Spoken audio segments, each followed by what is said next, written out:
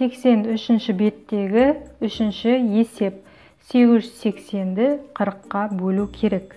Яғни 8 жүздікті 40-қа бөлеміз. Одан кейін 8 ондықты бөлеміз 40-қа.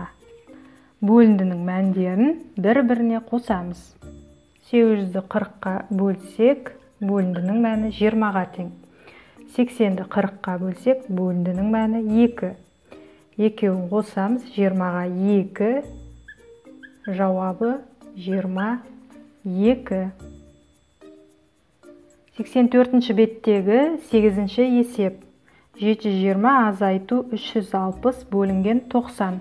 Алдымен бөлу, сосын азайту амалын орындаймыз. 360-ты 90-ға бөлгенде бөліндінің мәні 4-ке тең. 720-дан азайтамыз 4-ті, айырманың мәні 716.